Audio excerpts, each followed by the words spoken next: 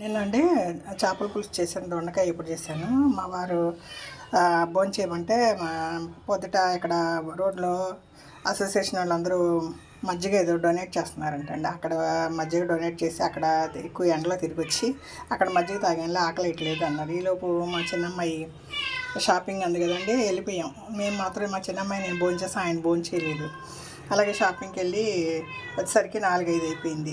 ఈలోపు మాకు సాయంత్రం ఒక ఫంక్షన్ ఉందండి, మాకు బాగా తెలిసిన వాళ్ళ ఇంట్లో ఫంక్షన్, పెళ్ళికి వెళ్ళాలి. మా వారు భోంచేయండి అంటే ఇంకా ఇప్పుడేం భోంచేస్తాను, 5 అయిపోయింది, పెళ్ళికి వెళ్తాను అనేసి కారు రివర్స్ తిప్పి అక్కడే పెట్టారు. వాళ్ళ ఫ్రెండ్స్కి ఎవరికో ఫోన్ చేసి అని ఒక పావు గంటలో బయలుదేరుతాను, ఇప్పుడు భోంచేయనని మళ్ళీ ఒక గ్లాస్ మజ్జిగ దాకా ఊరుకున్నారు.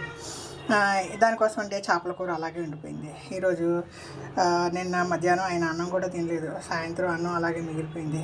దాన్ని కొంచెం లెమన్ రైస్ చేసేసుకుని నేను తినేస్తాను. మా వారికి మాత్రం కొంచెం వేడన్నా గడిగి పెట్టేశానండి. నాకు ఇదండి, నిన్న మసాలా పూరి తిన్నాము టీ నగర్లో. ఉడికేసిన పల్లీలు, మరమరాలు, దోసకాయ ముక్కలు, నిమ్మకాయ, పుదీనా అన్నీ వేసి ఇస్తే అండి 40 రూపాయలు 50 రూపాయలు పొట్లాలు 2 పొట్లాలు కొనుక్కొని తిన్నాం లలితా జ్యువెలరీ ముందు.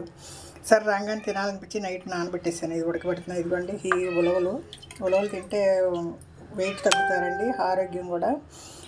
ఏం చేస్తానండి, నేను ఒక్కొక్కసారి మిక్సీ చేసి చారు పెట్టేస్తాను, లేదా ఉలవలు తినేసి ఆ నీళ్ళు పులుసులో వేసేస్తాను. అది ఉడకబెడుతున్నానండి సందర్భాన్ని బట్టి. అలాగే తింటా, నీళ్ళు తాగితే వెయిట్ బాగా తగ్గుతారు. నా ఎక్స్పీరియన్స్ ఇది.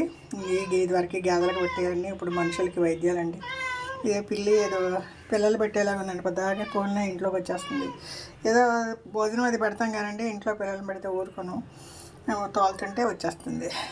ఏదో మనం ఒకరికి ఇంట్లో పిల్లల్ని పెడితే ఊరుకుంటాం అనుకోండి, మిగతా వాళ్ళకి ఇష్టం ఉండదు. మా వారు ఊరుకోరు. దానికోసం బయట బాల్కనీలు ఎక్కడైనా పెట్టుకుంటే ఊరుకుంటా. ఇంట్లోకి వస్తే మాత్రం ఆయన ఊరుకోరండి. నాకు భయం, బయట బాల్కనీలు ఎక్కడికో పోయి పెట్టుకుంటుంది అనేసి తోలేసానండి.